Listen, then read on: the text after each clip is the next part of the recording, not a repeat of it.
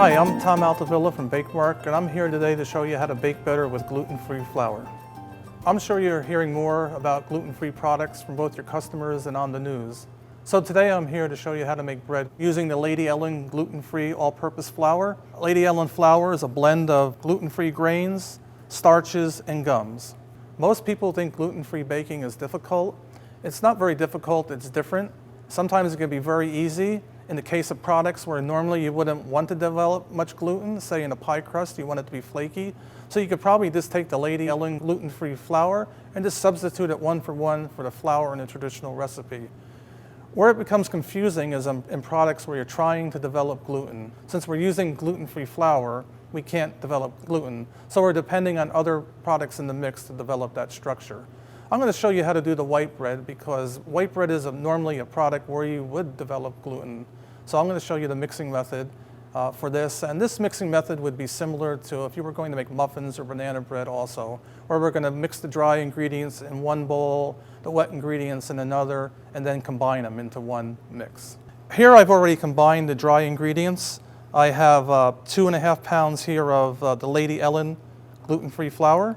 I also have 5 ounces of sugar, 5 ounces of all-purpose shortening, ½ an ounce of salt, and 1.5 ounces of instant active dry yeast.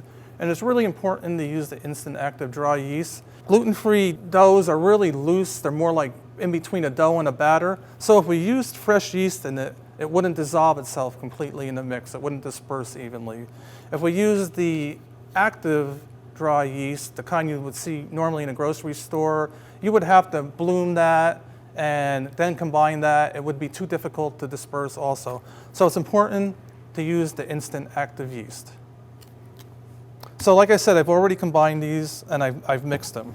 So now I'm going to take my liquid ingredients, and I have 1 pound, 4 ounces of warm water, probably about 100 degrees. And I'm going to use the warm water because I want to get the yeast started a little bit.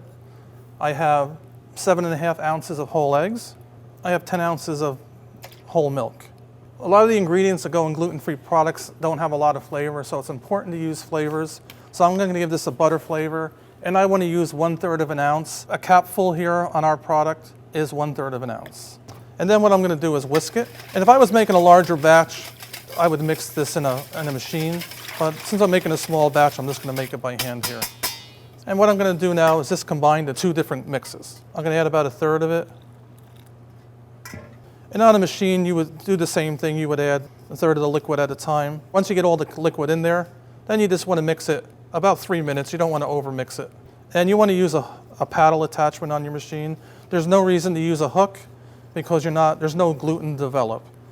And this wouldn't mix very well. As you can see, I've blended both sets of ingredients together. And you can see it's more like a batter than a dough, or somewhere in between a batter and a dough.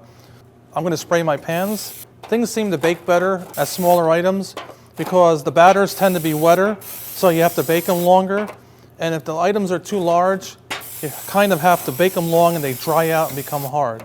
They need to be baked in pans because without the gluten, there's not a lot of structure. So you need the pans to give them the structure and so they hold their shape.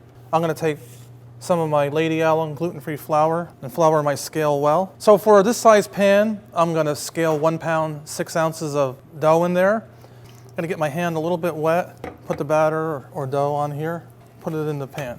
So now we have our bread in our pans and we want to flatten it out. So again, I'm just going to put a little bit of water on top and then I'm just going to take it and just flatten it. If I don't flatten it out, it's going to look rough on top. Okay, from here you could bake it like this, but I think it's better to give it a little bit of egg wash to give it a little bit of color. And if you want to put seeds on it, you can put seeds on it. I'm going to put it in the proofer. It's going to proof fairly quickly, 15 to 20 minutes. This is going to be about 90 to 100 degrees, about 80% humidity. At that point, it's going to go into the oven at 325 degrees. And it's going to take for a loaf about this size, you can see it's wet. So you're talking probably about 30 minutes at 325. Take it out of the oven, let it stay in the pan for 5 minutes to finish baking. But you want to take it out within 5 minutes because you can see it's a really hydrated dough. And if you leave it in the pan and it starts sweating, you're going to get soggy bread. So take it out after 5 minutes, put it on a rack to cool. It is important to follow the proper guidelines when making gluten-free products. I recommend you go to the FDA website for more details. Be sure to let your customers know about your new gluten-free products. One of the best ways to do that is sample your new gluten-free baked goods. For more information on products and recipes, visit yourbakemark.com. Thank you for watching.